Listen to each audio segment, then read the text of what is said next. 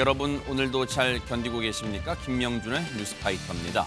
빈손으로 왔다가 빈손으로 간다는 공술의 공수거. 요새는 공술의 공수처라고 한다면서요? 그래서일까요? 오동훈 공수처장이 2차 체포영장 집행은 철두철미하게 준비하겠다고 의지를 다졌는데요. 벌써부터 경찰 특공대와 헬기 동원 가능성이 거론되고 공권력 간의 물리적 충돌이 우려가 됩니다. 소통을 위해 청와대 대신 대통령실을 만든 윤 대통령. 소통은 잘 모르겠고 그 관저가 이제 요새가 되고 있습니다. 1월 8일 수요일 김명준의 뉴스파이터 잠시 뒤에 이 얘기 해보도록 하겠습니다.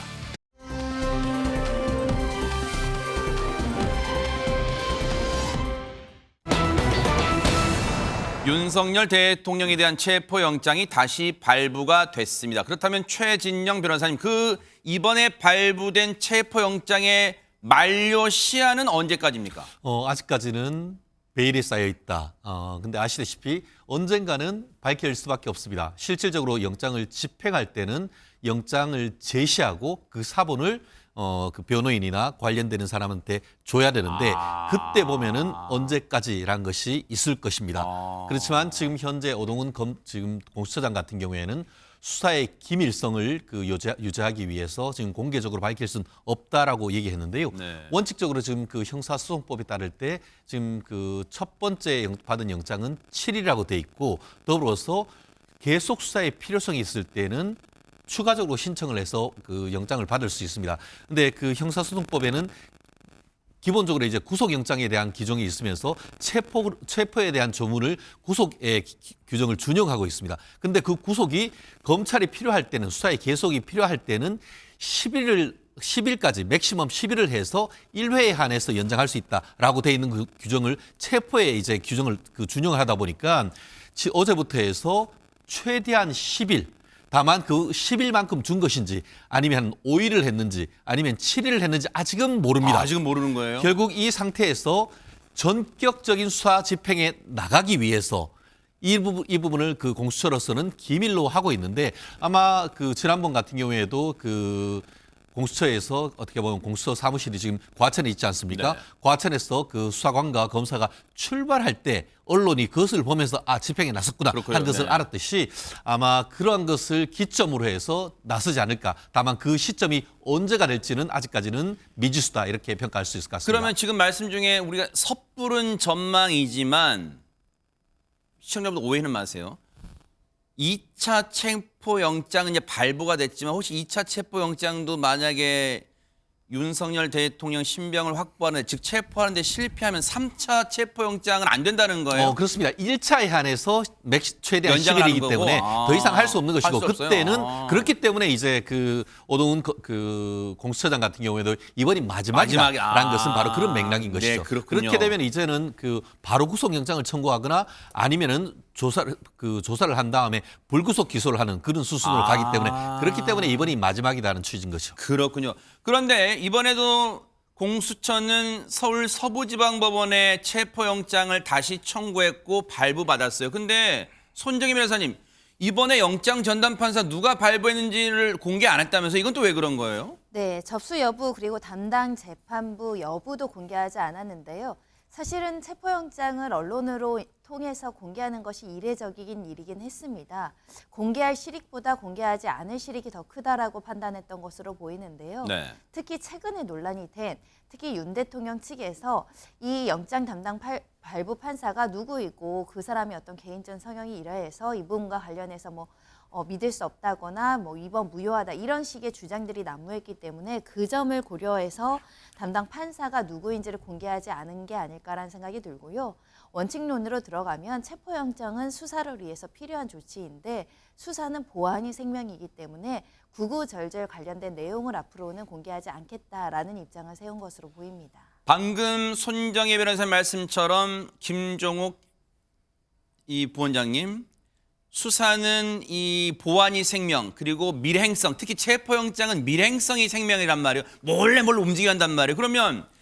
그런데 한계는 여러 가지가 있어요. 앞서 최진영 변호사의 말씀처럼 공수처가 과천에 있다 보니까 어쨌든 공수처 수사관들 또 검사들이 움직이려면 공수처에서 차량이 출발한 게 포착될 거 아니에요. 그럼 이때 드디어 집행하러 가는구나. 딱 포착될 거란 말이에요. 그러면 지금 이번 2차 체포영장 집행은 단 한 번에 사실은 끝내야 될 수밖에 없어요. 그래서 지금 작전을 많이 고민할 수밖에 없을 것 같습니다. 예, 제가 볼 때는 한 번이라고 하더라도 지난번처럼 5시간 반 정도로 짧게 끝내지 않을 것 같습니다. 만약에 제2차 체포영장을 집행한다면 적어도 마지막까지 체포할 수 있는 작전. 그래서 그것이 1박 2일이 되건 아니 어허. 2박 3일이 되건 소위 법원에서 발부된 체포영장을 집행하지 못한다는 건 한국 사회의 법률적 질서가 깨진다는 것밖에 될 수 없는 것이고 공수처가 원래대로라면 소위 이 내란죄에 대해서 수사할 수 있는 범위가 없는데 공수처법에 의해서 검찰의 수사 내용들을 이첩받은 거거든요.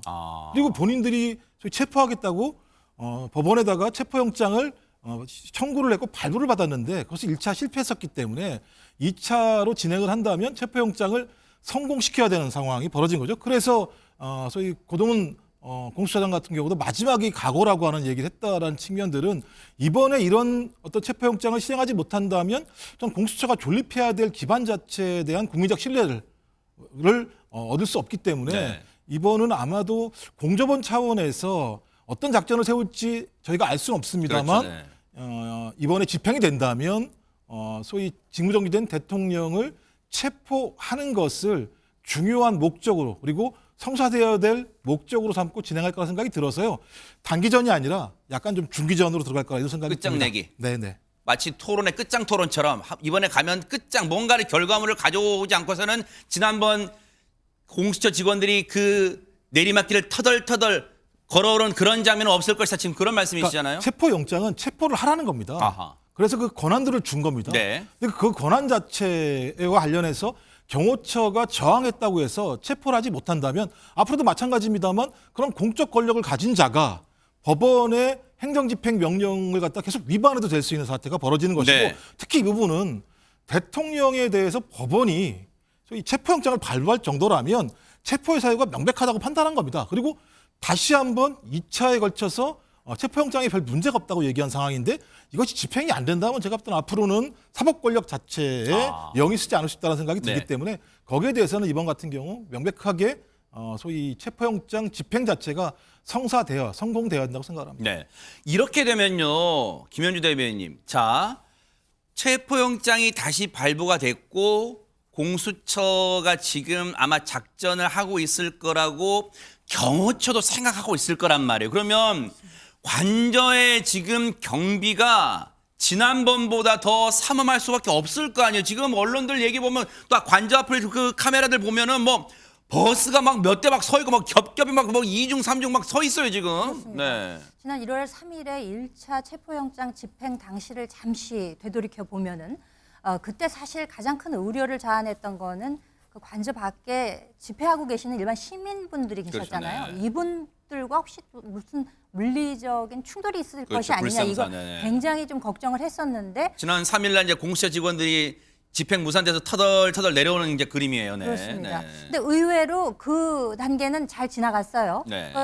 3중으로 경호를 하고 있지 않습니까? 그 관저 밖에 있고 1차, 2차, 3차 관문을 뚫었는데 네. 2차까지는 진행이 됐으나 마지막 관저 밖에서 네. 그 200명이 스크럼을 짜고 있는 것을 뚫지 못해서 잠시 전에도 보셨습니다만 5시간 반 만에 네. 뭐 이렇게 터덜터덜 퇴각하는 듯한 이런 모습을 연출을 했었는데 말씀하셨다시피 시일이 좀 지났고 2차 체포 시도가 임박했다는 이 시기적인 특성도 있을 뿐더러 창을 가진 사람이나 방패를 가진 사람이냐 다 양쪽에서 보다 공세적인 그 모드로 전환했을 것이라는 것은 누구나 예상이 가능하지 않습니까? 그래서 지난번에는 그 관저 정문에 버스가 한 대가 이렇게 가로막혀져 있었는데 지금은 외곽에서 보기에도 벽돌 쌓기 하듯이 한 5대 정도가 지그재그 형태로 벽돌처럼 이렇게 이제 쌓여져 있는 거거든요. 야, 화면 왼쪽이 지난 3일 그림이고 오른쪽이 이제 지금 이제 그제부터 이어지는 그림이에요. 그제 지금 오른쪽 화면 보면 지금 버스가 몇 대, 한 7대 17대 있는 것 같아요, 지금. 그렇습니다. 네. 그러면 일단 저기부터 조금 난관이 예상되는 거죠. 그리고 그 입구 주변에 보면은 원형 철조망이라고 해서 왜 우리 저기 DMZ 같은 데 가면 보면 있는 거 있잖아요. 그런 것들. 쇠로 막 가시처럼 나 있는 거네. 그렇죠. 네. 굉장히 날카로운 네. 절상면이 있는 그런 것들을 지금 다 설치를 한 상황이기 어머, 지금 저렇게 돼 있네요. 네. 아, 네. 보기에도 상당히 삼엄해 보이는 아이고, 것을 이렇게 돼 있네요. 알 수가 있습니다. 그리고 네. 경찰들이 가림막을 설치해서 관저 밖에서부터 이미 통행하는 사람들의 이제 신원 확인 같은 걸 하면서 굉장히 철저하게 하고 있기 때문에 그 이후 그러니까 이전번에 2차, 3차 관문에서도 뭔가 더 조치가 있지 않을까. 이건 지금 들어가 보지 않고는 알 수가 없는 거예요. 네. 그렇기 때문에 더 좀 그 격렬한 대치가 있지 않을까. 그래서 자칫 무슨 그 물리적인 충돌이 있지 않을까 굉장히 우려가 되고 있는 그런 상황입니다. 이렇게 철조망도 쳐 있고요. 미니버스와 대형버스 등을 통해서 이른바 차벽도 설치됐고요. 그러다 보니까 손정희 변호사님, 공수처와 함께 공조수사본부를 이루고 있는 경찰 입장에서는 아니 그러니까 지난 3일 날 들어갔으면 뭔가 결론을 내고 나왔어야지. 그때 그냥 나오니까 지금 경호처가 저렇게 철조망도 하고 차벽도 세우고 또 인력도 많이 보강해갖고 지금 지난 3일보다 더 어려워졌잖아. 아마 불만이 막 나오는 것 같아. 그러면 2차 체포영장 집행이 만약 된다면 어떤 방법으로 저걸 뚫을 건지 지금 묘안이 있을까요? 공조본에서도 여러 가지 가능성을 염두하고 대처를 하고 있는 것으로 보입니다. 즉 인력과 장비를 다수 동원하는 정황들이 포착되고 있는데요. 일단 경찰에서는 이 대테러 부대 그리고 헬기 동원, 경찰 기동대 증원 등을 이제 검토 중인 것으로 알려지고 있는데요. 특히 특수단은 경찰 특공대를 투입해서 집행의 실효성을 높이는 방안으로 지금 가닥을 잡고 있는 것 같습니다. 특공대 총 4개 부대, 특수부대 출신 인력 80명을 이제 구성을 해서 혹시라도 발생할 수 있는 경호처의 어떤 저항이라든가 무기 사용이라든가 무력 충돌 가능성을 조금 더 위험성을 제거하고 신속하게 집행을 하겠다라는 의지를 보이고 있는 것인데요. 아, 저런 왼쪽엔 저런 특수 차량이네요, 보니까. 아, 그렇습니다. 네. 왜냐하면 지금 차벽이나 여러 가지 시설물로 차량 통제를 하기 위해서 차량 진입을 막고 있는 상황이다 보니까 네. 헬기로 간접 상공에서 인력을 투입하면 실제로 그 차벽이나 이런 것들을 제거하지 않아도 들어갈 수 있다라는 장점 때문에 헬기를 검토하는 것으로 보이고요. 네.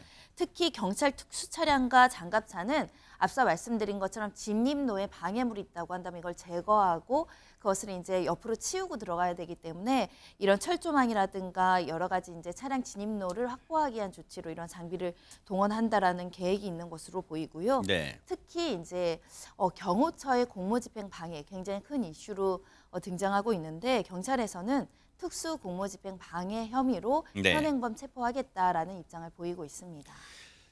앞서 그 여러 가지 논의가 되고 있는 사실 저기서 어떻게 저 논의가 되고 있다는 것도 어떻게 보면 경호처가 지금 이제 대응책을 마련할 수 있는 빌미가 될 수는 있겠습니다. 어쨌든 경찰 이게 공조수사본부의 이 고심되는 대목은 그걸 거예요. 지금 어쨌든 이 논의되는 방안은 누구나 생각할 수 있는 그런 방안들이자 그 방안들 다시 한번 보여주세요. 지금 보세요. 경찰 특공대 투입도 거론하고 있고 헬기를 지금 관저 상공에 띄워서 특수부대 등을 투입하는 방법도 동원하고 있고 그 과정에서 장갑차 그리고 특수 견인차로 해가지고 차벽 같은 걸 옆으로 밀어붙이거나 드러내거나 하는 방안도 거론되고 있고 근데 보세요.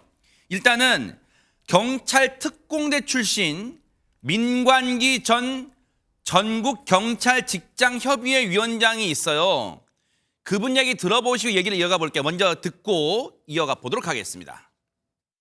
만약에 1차 저지선 쪽에서 형사들이 대치하는 상황이 되면 특공대가 아예 뭐 헬기라든가 다른 방법으로 먼저 쪽으로 바로 3차 저지선 위쪽으로 들어가는 방법들도 좀 있을 것 같고요. 헬기도 가능하면 띄워야 되지 않나 이렇게 생각을 하고요. 약간 장기적인 체포 방법도 있긴 있어요. 대치한 상황에서 2박 3일이고 3박 4일이고 이렇게 시간을 가면서 계속 그 10명, 20명씩 계속 현행범 체포를 하고 그 무너지게 만들고 그런 다음에 들어가는 방법들도 있거든요. 3가지 시나리오 정도로 압축해 물론 민관기 전 전국 경찰 직장 협의 위원장의 이 아이디어가 다 지금 현재 공조수사본부의 아이디어를 대변한다고 할 수는 없지만 어쨌든 경찰 출신이고 현재 경찰에 또 그리고 시나리오가 보세요. 최진정 변호사님. 네. 이 정도가 언론도 예측할 수 있는 것이라면 경호처도 대응할 수 있겠고 만약에 이거를 뾰족수가 나오려면 이거 말고 정말 아무도 생각 못할 신출 규모란 방법 아니고는 정말 다 예측 가능하단 말이에요. 언론도 다 이 방법을 예측하고 있잖아요. 그런데 보세요. 세 가지예요. 첫째, 인해 전술로 서울 지역 일선 경찰서 형사계 강력계 형사를 동원해서 4인 1조 등을 해가지고 경호처 직원을 한 명씩 4인 1조든 3인 1조든 해가지고 드러낸다. 아까 2박 3일 됐든 3박 4일 됐든 다 드러낸다. 드러내면서 현장에서 공무집행 방법으로 체포한다. 둘째, 경찰 특공대가 아예 밀고 들어간다. 셋째, 그것도 막히면 헬기 띄운다. 그런데 자 보세요. 인해 전술로 드러내는 거 말고 자 경찰 특공대가 그냥 들어가지는 않을 거 아니에요. 무장 한 채 들어갈 거 아니에요. 어쨌든 경호처도 무장을 하고 있으니까 그러면 그 과정이나 그 과정에서 정말 불상사가 일어날 가능성은 없어요? 그렇기 때문에 경찰, 특히 무장한 경찰 특공대가 들어가는 것 자체가 위법하다고 저는 봅니다. 왜냐? 아시다시피 그 영장을 받아서 집행을 해야 되는 것은 법원이 영장을 준 것은 공수처지 경찰이 아닙니다. 그렇기 때문에 지난번에 경찰 그 공수처가 영장 집행을 경찰에 위임했을 때 우리 못해요 했는 것이죠. 그런데 이제 와가지고 그것이 이제 본인들이 하라고 집행하는 것이 아니고 협조를 한다고 그렇게 한다? 그 자체가 영장의 어떤 권한 범위를 포괄 위임했기 때문에 그 자체가 위법하다는 부분 점 하나. 더불어서 우리나라 아시죠? 지금 그 경찰 수사권 독립이라고 하는데 이것이 바로 경찰 국가, 공영 경찰을 가는 첩경이다라고 저는 많은 부분을 걱정을 했었는데 그 부분이 현실화되는 것 같습니다. 아시다시피 프랑스 같은 경우에는 경찰은 행정경찰과 사법경찰로 나뉩니다. 지금 국수본이 사법경찰입니다. 그런데 지금 얘기하고 있는 지금 경찰 특공대라든가 다른 사람들은 사법경찰, 한마디로 영장을 집행할 수 있는 사법경찰이 아니고 질서를 유지하기 위한 대테러 작전을 하기 위한 행정경찰이란 말이에요. 행정경찰이 무슨 권한으로 사법경찰로서의 어떤 영장을 실질적으로 집행하냔 말이에요. 네. 그렇기 때문에 우리가 그 행정법을 배우다 보면 경찰 비례의 원칙이라고 있습니다. 뭔가 하려고 하면은 합당한 영장을 집행하기 위한 일반적인 범위를 있어야 하는데 그거를 이제 와가지고 헬기를 한다, 소총을 준비한다, 장갑차를 준비한다는 것은 경찰 비례의 원칙에 현저히 어긋나는 것입니다. 더불어서 체포가 목적이 아니에요. 윤석열 대통령을 경찰로 공수처나 검찰로 불러서 조사하는 게 목적인데 이제는 수사를 해서 실체적 진실을 밝히는 게 목적이 아니고 체포해서 국민들 앞에 수갑을 윤석열 대통령이 참모습을 보이는 게 목적이 된 거란 말이에요. 목적과 수단이 완전히 뒤집혀진 것이고 더불어서 사법경찰이 아닌 행정경찰이 영장 집행에 나가는 것 자체가 잘못됐다. 왜냐? 그렇기 때문에 예전에 검찰이 수사를 함에 있어서 영장 집행에 필요해서 이와 같은 경찰 특공대를 요청했을 때 경찰은 노라고 있습니다. 왜냐? 그런 이거는 사법경찰이 아니고 행정경찰이기 때문에 네. 우린 협조하지 못한다고 했는데 네. 이제 와서 경찰도 아닌 수사 지휘권도 없는 공수처가 요청을 하는데 이와 같은 그 경찰 특공대가 나간다? 그 자체가 위헌이고 위법이고 어떻게 보면은 경찰 비례의 원칙이 어긋나기 때문에 그와 같은 부분을 지금 공수처를 넘어서 행자부 나아가 경찰청 내에서도 이 부분을 네. 명확하게 어떻게 보면 가이드라인을 지금 마련해야 된다고 저는 봅니다. 손정희 변호사님, 그러면 그 여러 가지 가능성 중에 하나인 헬기 투입은 그냥 경찰은 저기가 지금 군사 시설 보호 구역이잖아요. 이제 관저 주변이. 그러면 헬기는 그냥 경찰은 띄울 수 있는 거예요. 방송사는 저기 드론도 못 띄우는데 어떻게 되는 거예요? 그러면 저기는? 이렇게 보셔야 될 것 같습니다. 일련의 사건이 모든 것이 무기 사용이나 이렇게 강압적인 여러 가지 조치가 이루어지지 않는 유일한 수단과 방법은 대통령 스스로 체포영장을 집행받지 않고 수사만 받으면 됩니다. 체포영장은 수사를 받지 않기 때문에 지금 발생하는 문제다라는 점을 지적하고 싶고요. 네. 공수처법, 형사소송법 모두 다 근거 규정이 있습니다. 관계기관의 수사 지원 협조를 요청할 수 있다라고 되어 있고요.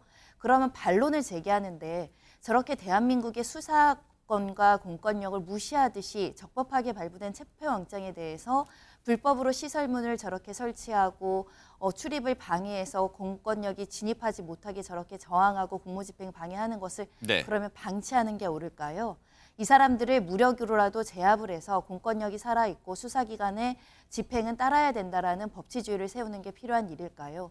그리고 현재는 이 경호처와 경기부대가 실질적인 위험성을 이미 고지한 상황입니다. 1차 집행 당시에 일종의 몸싸움이 발생을 했고 관련된 화염이라든가 여러 가지 무력 충돌 가능성을 배제하기 어려운 상황에서 그러면 경찰이든 수사기관이든 어떠한 대비 없이 상대방은 저렇게 불법적인 행동을 시도하는데 순수하게 무기도 사용하지 않고 들어가서 체포영장을 집행해야 되는가 옳은 것인가 네. 그 점을 말씀드릴 수 있고요. 네. 이 상황을 방치하면 우리나라는 한쪽이 저렇게 무력으로 어떤 불법적인 공무집행 방해를 한다고 하더라도 그럼 어떠한 수단도 없는 것입니다. 비례 원칙이라는 것은 상대방과 동등한 기준으로 세워야 되는데 상대방이 저렇게 근거 없이 경호 네. 목적 이외에 지금 불법을 감행하고 지금 저렇게 치해법권 마냥 법원에서 세 차례나 적법하다라고 하는 것을 거부하고 있는데 이 상황은 도대체 어떻게 해석해야 되는지를 오히려 물어야 되는 상황입니다. 이렇게 2차 체포 시도가 임박한 가운데 윤석열 대통령 측 변호인단이 오늘 긴급 기자회견을 했습니다. 그 내용 들어보시고 이어가 보도록 하겠습니다. 체포영장 집행이나 수사와 관련해서는 우선 기소를 해라. 아니면 사전영장을 청구해라. 그러면 법원 재판에 응하겠다는 입장입니다. 그 유명한 정치인들이 나와서 조사받으면서 진술 거부권을 행사해서 피의자 조사가 아무런 의미가 없었던 경우가 많습니다. 공수처에서도 전향적으로 많은 분들, 국민들을 피곤하게 하고 힘들게 하지 말고 공무원들 고생시키지 말고 다른 방안을 찾았으면 좋겠습니다. 이 체포영장 집행이 무장 병력을 앞세워서 무력을 유지해서 이렇게 이루어진다면 어떻게 대응하실 건지. 특공대나 기동대를 동원해서 체포를 진행한다는 것은 내란입니다. 그런 상황을 대통령이 수용해야 되겠습니까? 지금 얘기를 들어보면 김연주 대변인님, 체포영장 힘들어서 공수처 직원을 비롯한 경찰 인력들 고생시키지 말고 바로 구속영장 청구해라, 사전 구속영장. 그러면 응할 것이다. 그렇다면 구속영장 청구하면은 영장실질심사 등에도 나가고 그렇게 하겠다는 이 말은 어떻게 받아들여야 될까요? 지금 내란이자 반란이다라는 이야기를 하지 않았습니까? 누가 말을 했느냐를 봐야 될 것 같습니다. 지금 윤 대통령 측 변호인이 한 이야기입니다. 우리가 이번에 이 내란에 관해서 수십 년 동안 우리 국민 모두가 잊고 있던 이 단어의 법적인 해석이 어떻게 되는가 모두가 공부를 하고 있습니다. 심지어는 법조인들조차 이 내란에 대해서는 별로 공부를 하지 않는다 그래요. 그럼에도 불구하고 이번에 이 형법상 내란죄, 형법 87조에 의하면 국헌문란의 목적으로 폭동을 일으킨 것으로 정의를 하고 있습니다. 여기서 나오는 어려운 말, 국헌문란이라고 하는 것은 강압을 이용해서 헌법상에 세워져 있는 이 국가기관을 그 권능을 불가능하게 하는 것, 이렇게 이제 해석이 되고 있습니다. 그래서 지금 현재 윤 대통령이 그 내란 우두머리 혐의로 피의자가 되어 있지 않습니까? 이 이야기는 군을 동원해서 헌법기관이라고 할 수 있는 국회나 중앙선관위의 강압에 의해서 그 기능을 무력화시키려고 했다는 것으로서 내란죄의 혐의를 적용하고 있는 거 아니겠습니까? 그런데 지금 반대로 윤 대통령 측 입장에서는 지금 공수처가 내란죄에 대한 수사권이 없기 때문에 지금 그 청구한 그 체포영장 등이 불법 무효하다, 이런 입장을 지금 견지하고 있지 않습니까? 그렇기 때문에 지금 그런 불법 무효한 영장을 집행하기 위해서 마치 기동대나 특공대를 투입을 한다는 것은 대통령 본인과 혹은 경호처 등 국가기관을 강압에 의해서 권능을 행사하지 못하도록 하는 것이다라고 볼 수 있는 것이거든요. 그렇기 때문에 윤 대통령 측 입장에서는 저와 같은 반란이나 내란 이런 식으로 규정을 하고 있는 것이 아닌가, 저는 그렇게 보고 있습니다. 김종욱 부원장님, 그러면 지금 이 상황에서 공수처의 애초 수사 권한이 없는 이 공수처, 그리고 그 수사 권한이 없는 공수처가 청구해서 발부받은 영장을 집행하는 것이 받아들일 수 없으니 그러면 그냥 기소와 구속 영장을 청구해라. 그러면 응한다. 그러면 이 말은 즉슨 앞으로는 사법 절차에 응하겠다는 것으로 해석해야 되는 거예요? 아니면 공수처가 그럴 리가 만무하지만 공수처가 이 사건을 윤석열 대통령 측 변호인단이 말한 것처럼 그래 손 떼고 그냥 바로 영장 청구할게 라고 한다면 앞으로는 그냥 사법 절차대로 순리대로 뭐 진행이 되는 겁니까? 어떻습니까? 이 말은 어떻게 받아들여야 됩니까? 아니 변호인단이 뭔데 본인들이 이렇게 판단을 합니까? 체포영장이든 구속영장이든 그것을 발부하는 데는 법원입니다. 법원이 최종적인 권한을 가지고 있는 겁니다. 근데 그 권한도 인정하지 않는다는 건 어떠한 법률적 절차도 인정하지 않겠다는 거예요. 아니, 체포영장 발부에 대해서도 동의할 수 없다라고 하는 변호인 측이 구속영장 청구를 받아들이겠다는 말을 어떻게 믿습니까? 전 제가 볼 땐 변호인단 스스로가 우리의 헌정 법률 질서를 다 어기는 거예요. 변호인단은 저걸 판단할 아무런 권한이 없다니까요. 저런 법원의 판단에 대해서 소위 법률적인 조건에 맞게 거기에서 이의 신청을 하면 되는 건데 이의 신청을 하지 않으면서 경호처가 이걸 막고 있는 게 가장 큰 문제 중에 하나입니다. 네. 핵심적으로 얘기하면 네. 예를 들면 그런 거죠. 소위 공수처가 수사 권한이 있다라고 하는 판단은 법원이 한 겁니다. 거기에 근거해서 출석 요구를 3차례나 했습니다. 3차례 동안 한 번도 응하지 않았습니다. 근데 이 과정에서 소위 대통령이 지시했다라고 얘기가 되는 김영현을 비롯한 소위 내란의 소위 주요 임무자들의 진술 내용들이 다 나왔고 그 내용이 공소장에 적혀 있는데 그 공소장에 의하면 윤석열 대통령은 내란의 우두머리라고 하는 내용이 나왔습니다. 그 부분을 확인하기 위해서 출석 요구를 한 거예요. 근데 본인이 나오지 않았습니다. 본인이 나오지 않았는데 이후에 구속영장을 청구하면 나오겠다? 저는 이 말을 신뢰할 수 없다는 겁니다.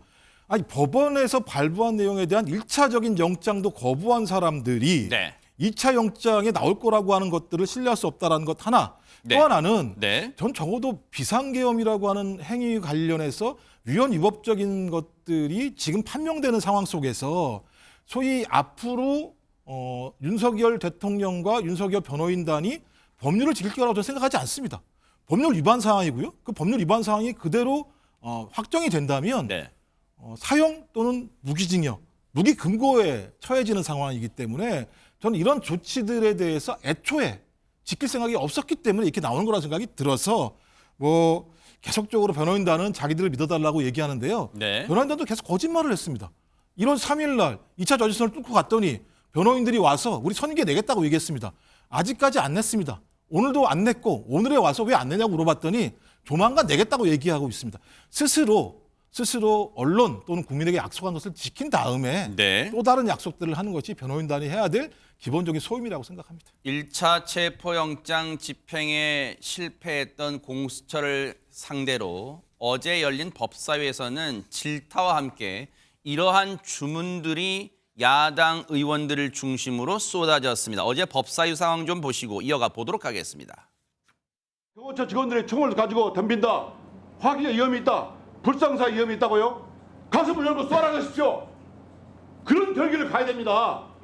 윤석열을 수갑 튀어 나올 때까지 끝까지 맨날 일찍 들어가서 가슴에 총을 맞더라도 하고 있십시오. 국민들이 그게 바라는 바입니다. 아시겠습니까? 네, 의원님 말씀 꼭 유념하겠습니다. 이번에 구속을 다시 체포 구속을 못하면 관을 들고 나오겠다는 심정으로 결기를 보여주시기 바랍니다. 유념하겠습니다. 아시겠습니까? 네.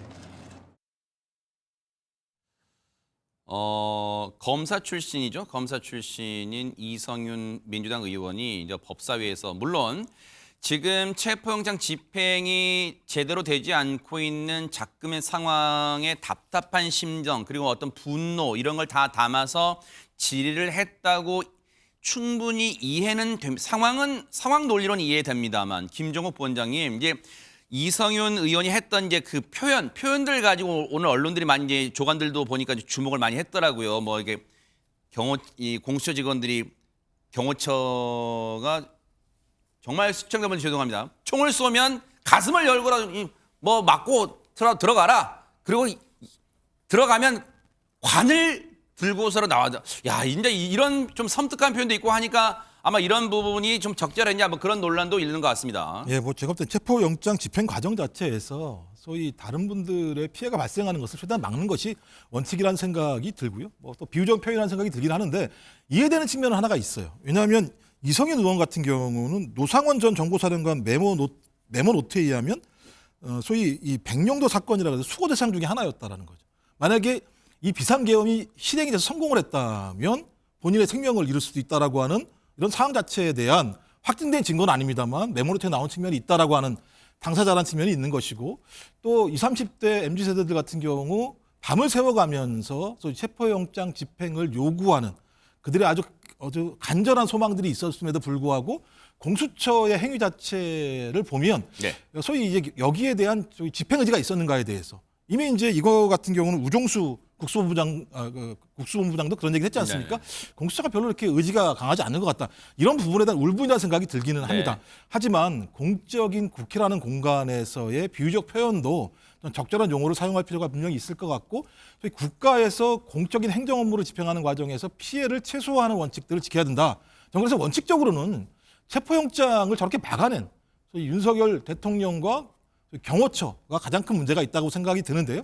그렇다고 하더라도 네. 국회에서 저런 발언을 함으로써 문제의 핵심적인 논의가 다른 데로 좀 네. 옮겨가는 것을 막을 필요는 있다는 생각이 들고요. 네. 하지만 개인적으로는 좀 이성인 의원 같은 경우는 본인이 당사자였기 때문에 좀 울분에 처해서 네. 좀 강력한 비유적인 표현을 쓰지 않았나 생각이 들긴 합니다. 그러니까 이제 말꼬리 잡는 게 아니라 최진영 변호사님 특히 이제 이성윤 의원이 뭐 앞부분에 그 경호처 직원들이 총을 쏘면 이 공수처가 가슴을 열고라도 뭐 쏴라 막 총을 맞고서 들어가라 그 표현도 그랬지만 이제 뒷부분이 어떻게 이제 해석을 하냐에 따라서 되게 이제 굉장히 자극적인 말이 될 수 있는 게 이번에 체포 구속을 못하면 관을 들고 그러니까 이게 이 표현이 과연 누구를 연상시키냐 뭐 이제 그런 뭐 여러 가지 말들이 나오는 거 체포와 구속을 못하면 관을 들고 나오겠다는 심경으로 결기를 보여달라. 이제 이 부분 때문에 더 과연 적절했는가 이제 뭐 물론 아무리 이 상임위 장소긴 합니다만 뭐 이런 얘기도 나옵니다. 네. 이성인 의원 본인이 나가십시오.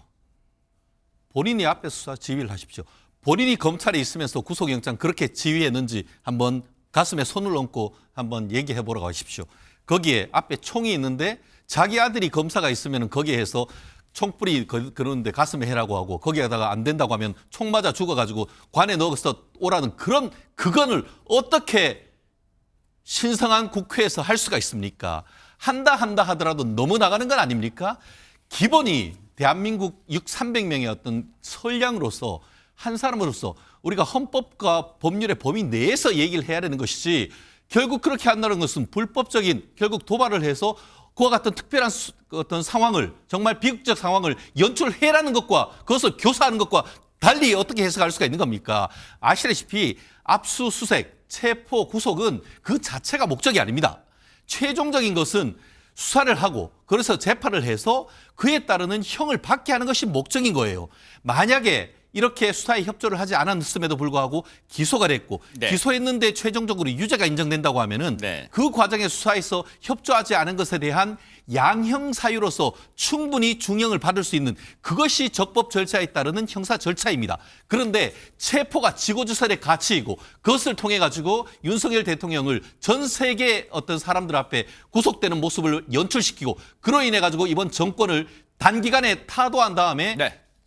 정권을 가지고 오려고 하는 그 의도 그 이상 아니라고 하면 얘기 한번 해보십시오. 그렇기 때문에 네. 법조인의 한 사람으로서 저런 얘기를 한다는 것은 네. 있을 수가 없는 것입니다. 상황이 답답하게 흘러가서 그랬을까요? 정청래 법사위원장까지 거들고 나섰는데요. 얘기 들어보시고 이어가 보도록 하겠습니다. 공수처와 경찰이 조직적으로 압도적으로 진압을 했어야죠. 경찰 특공대 이번에 갈 거예요, 안 갈 거예요? 재집행할 때? 경찰 특공대도 가고 경찰 장갑차도 있고 공수처장한테 수사 지휘예요? 뭐 하는 거예요? 그래서 이번에는 실패하면 안 된다는 거예요. 뭐 이런 상황이 됐어요. 유상범 국민의힘 의원은 법사위원장이 공수처한테 수사 지휘하는 거냐 이렇게 이제 항의도 하겠습니다만 어떻게 봐야 될까요, 김현희 대변인? 그래서 정청래 법사위원장이 본인이 왜 그 자리에 앉아 있는지에 대해서 일단 생각을 해봐야 될 것 같습니다. 그 법사위라고 하면은 어떻게 보면 상원 역할을 하기 때문에 굉장히 위원회 중에서도 가장 중요하고 그렇기 때문에 22대 국회에 들어서서도 법사위만은 여당에다 줘야 된다. 그래야 견제와 균형이 이루어진다라는 것을 강력히 주장했음에도 192석이라는 압도적 승리를 했다는 그 수적 네. 근육 자랑을 내세우면서 정청래 위원장이 저기 가서 덜커덕 앉지 않았습니까? 네. 이전부터도 뭐 개인적으로 뭐 설화나 이런 것들 무리수 두는 거 이런 거 굉장히 많았습니다만 지금 법사위원장이라고 하면 그 위원회의 회의를 올바르게 진행하고 중립적인 태도를 취해야 함에도 불구하고 마치 본인이 정말 수사 지휘를 하는 것과 같은 그런 행태, 네. 의사 진행 발언을 하는 것도 아닙니다. 저거는 그렇기 때문에 저와 같이 무리한 요구를 하는 것은 온당한 태도가 아니라는 점을 지적하고 싶고요. 네. 그리고 이 기회에 이 공수처가 과연 이번에 2차 그 집행에 있어서 성공을 할 것이냐 못할 것이냐 저렇게 지금 무리하게 무리수를 자꾸 두고 공수처를 압박하는 듯한 태도를 보이는 것은 오로지 목적이 이제 그거 하나지 않습니까? 그런데 이제 공수처가 저는 실패할 가능성이 굉장히 높다고 봅니다. 왜요? 왜냐하면은 지금 그 경호처에서도 2배로 어떻게 보면 공세적인 입장을 취하고 있는데다가 지난번 1차에 왜 5시간 반 만에 터덜터덜 그렇게 내려왔느냐에 대해서 공수처에서 그렇게 강대강 대치가 될 줄 몰랐다라고 이야기를 하지 않았습니까? 공수처만 빼놓고 모든 국민은 다 강대강 대치가 될 것을 알고 있었습니다. 그럼에도 불구하고 저렇게 무기력한 모습을 보였다면은 공수처 자체가 뭐 일종의 뭐 경험이나 노하우나 결기 이런 것들을 찾아볼 수가 없고 사실상 태생 자체부터도 네. 굉장한 비판적인 논조 위에서 세워진 기관이었다면 2021년도부터 연간 200억 원에 가까운 예산을 써가면서 이제까지 한 번도 구속영장 5건 모두 기각됐죠. 본인들이 수사한 것에 대해서 유죄 판정을 하나도 못 받았습니다. 이런 정도의 실적을 가지고 있고 이 정도의 실력을 네. 가지고 있다면은 이번에 2차 집행 실패할 것이라는 것에 저는 상당한 부분 그 무게감을 가지고 있고요. 네. 그렇게 된다면 만약 실패를 하게 된다면은 네. 수사권을 경찰로 이첩을 하고 공수처는 폐지 수순으로 가야 마땅하다. 아마 대부분 국민들이 그렇게 생각하시지 않을까 그렇게 여기고 있습니다. 그러다 보니까 공수처가 이번 체포영장 2차 집행 때 아마 조직의 명운을 걸지 않을까 그런 분석들이 언론들의 분석들이 나오는 것 같습니다. 앞서 정청래 법사위원장이 공수처장에게 하는 발언이 마치 수사 지휘를 연상케 한다는 국민의힘 의원의 지적이 나온 김에 이 얘기를 해볼게요. 손정희 변호사님. 민주당의 이상식 의원이 경찰과 내통했다는 논란에 휩싸였다는데 일단 대관절 이게 무슨 내용인지 일단 내용을 좀 설명해 주시고 손정희 변호사님의 의견 좀 들어볼게요. 네, 논란이 제기된 시점은 이상식 의원이 스스로 본인의 SNS에 어떤 글을 썼기 때문인데요. 네. 이 글의 내용은 이렇습니다. 체포영장 만기하루 앞두고 우리 당과 경찰 사이에 이제 국수본 사이에 메신저 역할을 하느냐 전하기에 불이 난다. 이런 글이 하나 올라왔고요. 네. 국수본과 경찰 후배들을 격려, 응원, 조언해서 윤석열을 반드시 체포할 것이다. 이런 SNS를 이야기를 했는데 이걸 본 국민의힘 의원들, 그러니까 강승규 의원은 경찰 출신의 이 의원이 공조본과 내통하고 있다. 사실상 자백했다. 내통의 직권남용으로 처벌해야 된다는 취지로 이 글을 올렸고요. 네. 나아가서는 국민의힘 신동욱 수석 대변인도 이 점을 비판하면서 네. 직권남용 등 심각한 불법 행위다라고 주장하고 이 부분과 관련해서 명백히 밝혀야 된다 이런 이야기를 한 부분인데요. 네. 이렇게 이제 비판이 일어나자 이상식 의원이 SNS 글 일부를 이제 삭제하기도 했습니다. 삭제했어요? 그러면 이 자신이 애초에 올린 글에 대해서 이제 국민의힘에서 일단 반발 나오니까 반발 나오는 것 마저 듣고 여기에 대해서 이상식 의원의 입장을 냈을 테니까 그것도 이어가 볼게요. 자, 국민의힘이 이에 대해서 뭐라고 반발하는지 얘기 듣고 이어가 보도록 하겠습니다. 민주당이 대놓고 국수본의 수사를 지휘하고 있다는 의미가 아니겠습니까? 이상식 의원은 여의도 황제 이재명의 지시를 경찰에 하다라는 연락책입니까? 민주당이 국수본을 지휘하고 있고 체포영장 집행작전을 같이 작당모의하고 있다면 이거야말로 중대한 헌법 위반이라고 할 것입니다. 엄중히 지켜보고 대응하겠습니다. 이상식 의원은 어떻게 하시고요? 모든 대응 강력하게 하겠습니다. 이렇게 국회의원들이 개입하고 당리 장략적 요소가 들어갈 수 있는 이 부분 강력히 경고드리고요. 모든 수단 검토 중입니다. 법적 조치를 검토하시겠다고? 네, 법적 조치 포함하고 있습니다.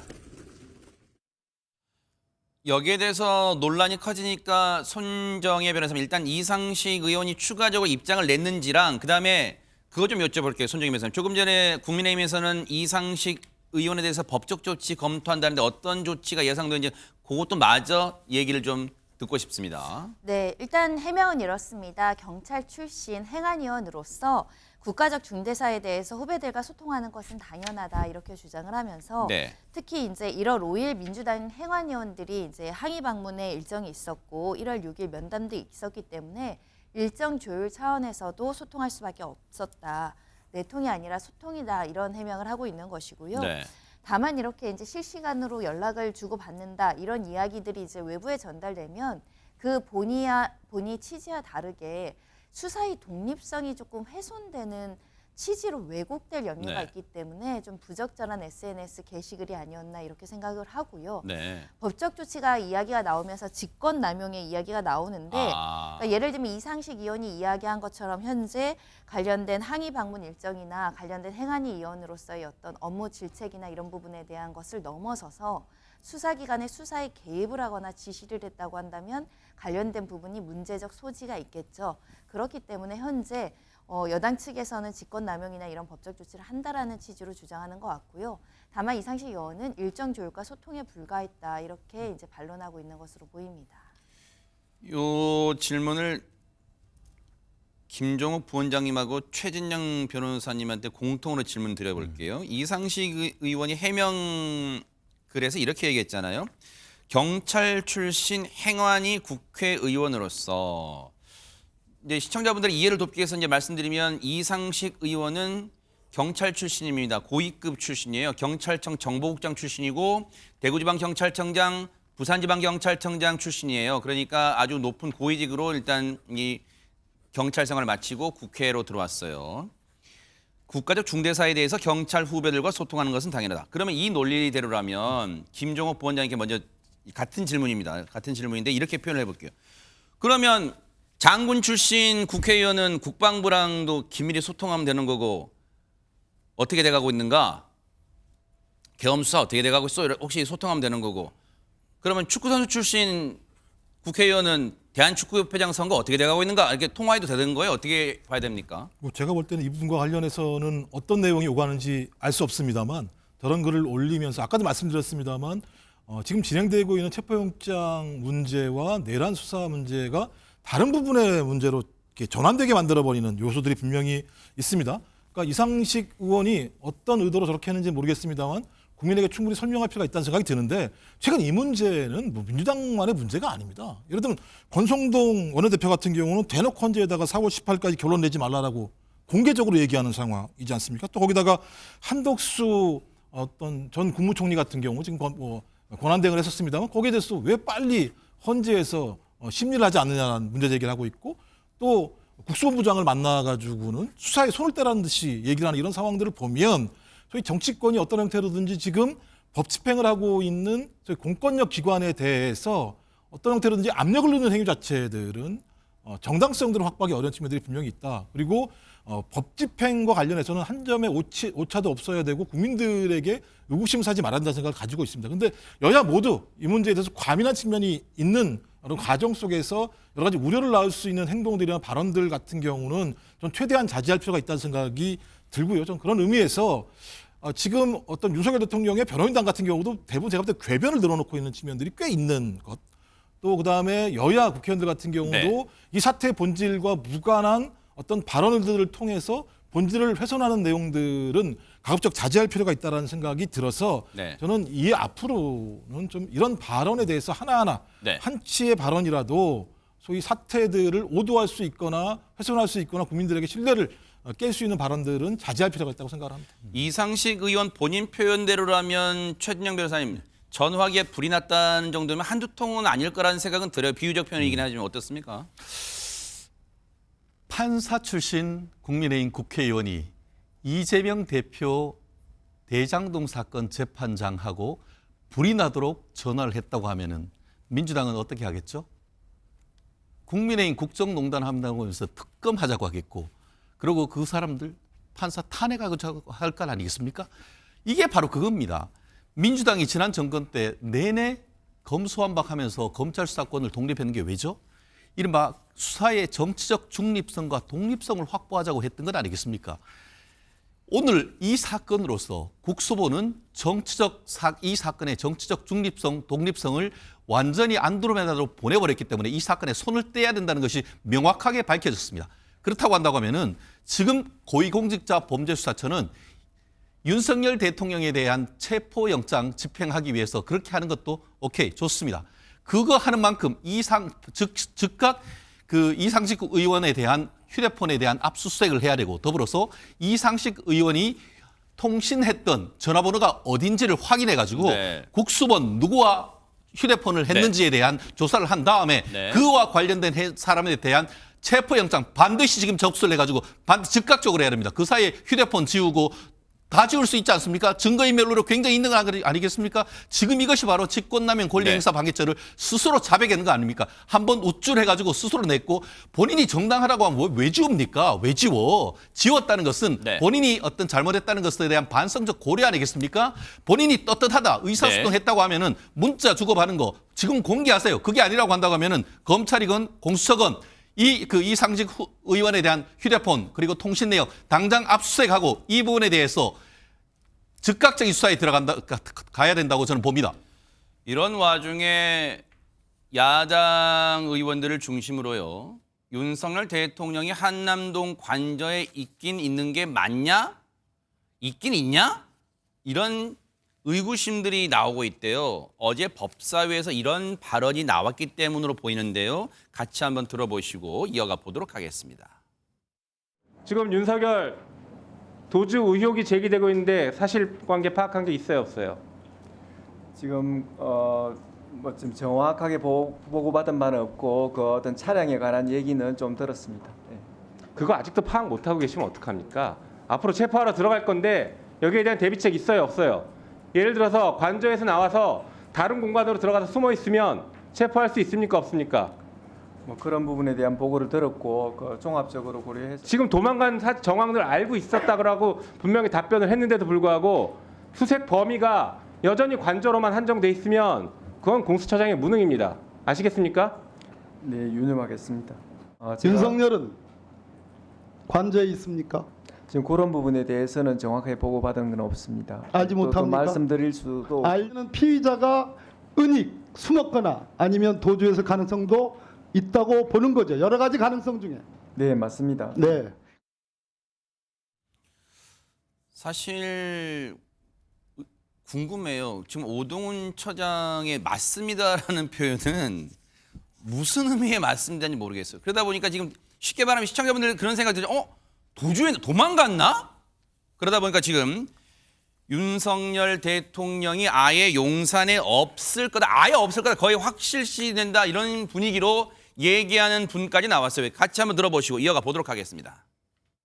제가 들은 정보로는 이미 용산을 빠져나와서 제3의 장소에 도피해 있다. 이렇게 듣고 있습니다. 네, 제보를 받았습니다. 네. 뭐 더 확인을 해봐야 되겠습니다만은 아마 경찰에서도 그런 비슷한 소재 파악을 하고 있다라는 얘기를 제가 어제 들은 바가 있어요.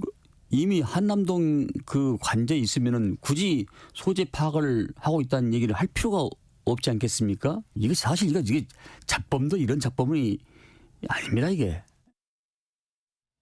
지금 안규백 의원의 라디오 인터뷰 그 발언 내용 들려드리면서 저희가 영상을 좀 흘려드렸잖아요. 그 영상을 다시 한번 흘려서 이게 어제 오전 한 10시 반쯤 상황이래죠. 관저에서 저 검은색 세단 막 차량들 있잖아요. 저게 한 여러 대가 쭉 내려와요. 언뜻 보면 검은색 차량 그 보통 차량 아닌데 저기 누가 타고 있나? 그런 생각이 막 들잖아요. 쭉 저기 내려옵니다. 보세요. 한 넉 대, 5대 정도 쭉 내려오잖아요. 저 때가 오전 10시 반쯤 됐대요. 취재진들 얘기 들어보니까. 그러다 보니까 이 민주당 의원들이 중심으로 이 제기하고 있는 지금 이미 용산에서 빠져나와서 어디 숨어 있는 거 아니야? 도주한 거 아니야? 이런 주장이 혹시 저 영상 때문에 뒷받침되는 걸까요? 김종욱 부원장님 어떻습니까? 저는 뭘 의심해도 이상하지 않다고 생각이 들어요. 예를 들면 총을 쏴서라도 문을 부수고 국회의원을 끄집어내라고 얘기한 사람. 그다음에 문상원 전 정보사령관 말에 의하면 사살, 야구 방망이, 그러니까 체포와 구금 또는 예를 들면 사살 또는 고문 이런 내용들이 다 나와 있는 상황입니다. 근데 그걸 누가 지시했겠습니까? 가장 최정점은 내란의 우두머리라고 검찰 공소장입니다. 민주당이 주장한 게 아니라 거기 나온 사람이에요. 그리고 소위 법원이 발부한 체포영장에 대해서도 거부를 하고 200명이 팔짱을 끼고 앉아서 그 법 집행을 막았으니 네. 그렇다면 그 얘기는 뭡니까? 자기가 체포에 응하지 않겠다라고 얘기한 거 네. 아니겠습니까? 그렇다면 체포에 응하지 않겠다면 그럴 수도 있겠다라는 생각이 들었는데 1월 3일 날 체포영장이 집행되는 과정에서 방탄차 2대가 이동한 것이 확인이 됐고 방금 말씀하신 저런 화면들을 네. 보게 되면 그럴 수도 있겠다라는 생각이 들고 안규백 국조위원장 같은 경우도 군 관계자한테 이런 제보를 들었다고 얘기하는 거니까 이런 제보에 대해서 얘기를 해야 거기서 확인할 수 있는 거겠죠. 네. 하지만 또 반대편에 의하면 소위 윤곽근 변호사 같은 경우는 뭐 어제도 만났다라고 얘기를 하고 있고 또 그다음에 국민의힘 의원들 45명이 몰려가서 소위 관저 앞에서 소위 대통령을 지키겠다고 얘기를 하면서 뭐 전화가 와서 밥을 먹자라고 얘기했다고 하니 그 얘기를 들어보면 있는 것 같기도 하고 또 이쪽 얘기를 들어보면 없는 것 같기도 하고 네. 근데 지금까지 소위 이 내란 피의자인 대통령 윤석열의 행보를 보면 뭐 이런 얘기가 나오는 거에 대해서 저는 충분히 이해가 된다. 전 그러니까 네. 예측 가능할 수 있도록 본인이 한 얘기가 뭡니까? 법적인 정치적인 책임을 당당하게 지겠다고 얘기했는데 그걸 안 지고 있는 거 아니겠어요? 전 그래서 본인이 네. 앞으로 한 얘기를 지키시면 네. 저런 얘기가 나왔을 때 그 얘기한 자에게 비판할 수 있을지 몰라도 본인도 약속을 안 지키면서 다른 사람의 의심에 대해서 문제 제기할 수는 어떤 없다고 네. 생각을 합니다. 조국 혁신당의 박은정 의원이 있습니다. 역시 검사 출신인데요. 법사위에서 이런 얘기까지 했어요. 같이 한번 들어보시고 이어가 보도록 하겠습니다. 공수처장님, 지금 경호처에 대통령실 관저 근무하는 사람이 들고 있는 저 총기라고 하거든요. 저게 지금 이스라엘에서 만든 돌격 소총 뭐 이렇게 얘기하고 현장에 뭐 저런 거 보셨나요? 가가지고? 그런 보고는 받은 적 없습니다. 네, 지금 저런 거 들고 지금 관저 경호하고 있는 것 같습니다. 경호처 직원이. 대통령실 관저 위에 저렇게 되어 있거든요. 앞에 국방부 장관 관저 공간 비어 있습니다. 저쪽으로 아마 가서 뭐 하고 있을 수도 있고요. 도주로 1 보시면 저 뒤쪽으로 가면은 합참 공간이 또 있습니다. 합참 공간은 벙커 있다고 하고요. 지하에. 거기는 문 닫고 들어가면 밖에서 못 연답니다. 돌아가지고 또 큰 길로 나와가지고 어디로 도주할지 모릅니다. 도주하면 수배하십시오. 누구든 잡을 수 있도록. 2차 집행 때는 제대로 진압작전 성공하십시오. 안 그러면 공수처 그만 폐지하세요. 그런 부분 문제가 없도록 저희들 철저하게 준비해서 성공시키도록 하겠습니다. 김현주 대변인님 예상 도주로까지 예상이란 말 넣어야겠어요. 예상 도주로까지 몇 개 공개를 해서 이렇게 차단해라. 도주하는 일 없도록 해라. 뭐 이렇게 얘기를 하고 있습니다. 뭐 무슨 얘긴들 못 하겠습니까? 뭐 일종의 뭐 크게 보면은 뭐 음모론까지도 확대 해석 가능한 그런 범위가 아닐까 저는 그렇게 생각이 됩니다. 지금 물론 직무가 정지되기는 했습니다만 현직 대통령 직위에 있습니다. 신분은 유지가 되고 있는 것이거든요. 지난번에 계엄 선포된 이후에 대통령 전용기가 떴다라고 해서 한번 굉장히 큰 의혹이 일었었던 적이 있습니다. 그때 이제 정기적인 점검을 위해서 비행을 했던 것으로 후에 밝혀지기도 했었죠. 그와 같은 맥락이 아닌가 저는 그렇게 생각됩니다. 뭐 어떤 분들의 경우에는 인근에 있는 국방부 장관 뭐 그 관저 혹은 뭐 합참의 뭐 벙커 이런 데로 이미 도피한 것이 아니냐 뭐 이렇게 구체적인 이야기를 하기도 하는데 그러면서 방금 전에도 보셨습니다만 안규백 의원 같은 경우는 자범이다 뭐 이런 평가까지 하지 않았습니까? 하지만 대통령께서 위헌 위법한 계엄 선포로 인해서 지금 내란죄라는 아주 그 중범죄의 피의자가 된 것은 사실입니다만 그렇다고 해서 무슨 세계의 도피로가 있느니 뭐 어디로 가서 피신을 했겠거니 이와 같은 막무가내식 음모론을 펼치는 것은 저는 문제가 있다라고 생각이 됩니다.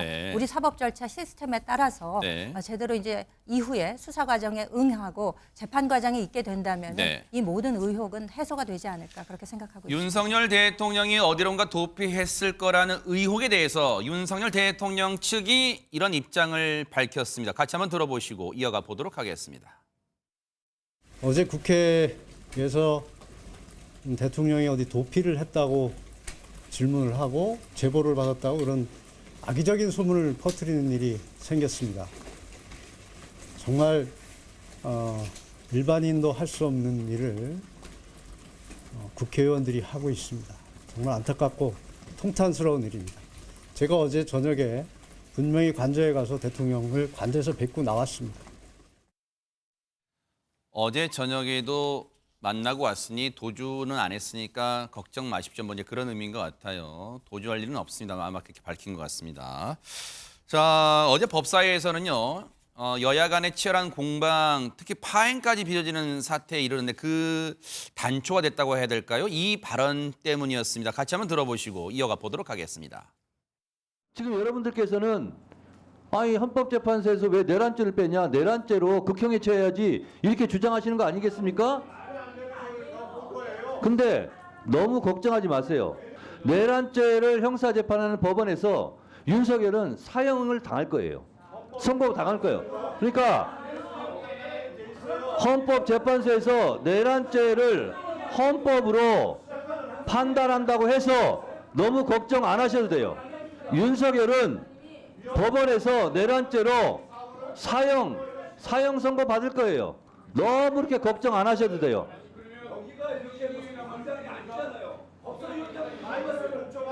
2024년에 이어 2025년에도 이렇게 의사진행 발언을 가지고 이렇게 소란을 피고 그러면 이 의사진행을 계속해야 되는 위원장으로서는 정의를 선포합니다.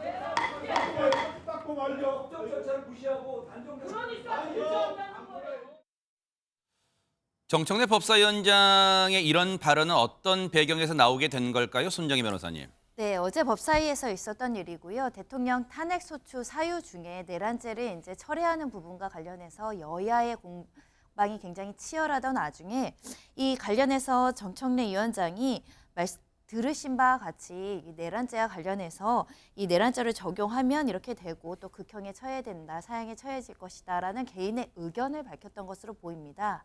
다만 우리나라에서 이제 사형이라는 것이 집행된 역사가 지금 수십 년 동안 없는 상황에서 사형이라는 단어가 나오다 보니 국민의힘 의원들이 이제 반발을 하면서 지적을 하는 장면들이 있다 이렇게 말씀드릴 수 있는데요. 네. 이 장면을 보는 저도 사실은 굉장히 혼란스럽습니다.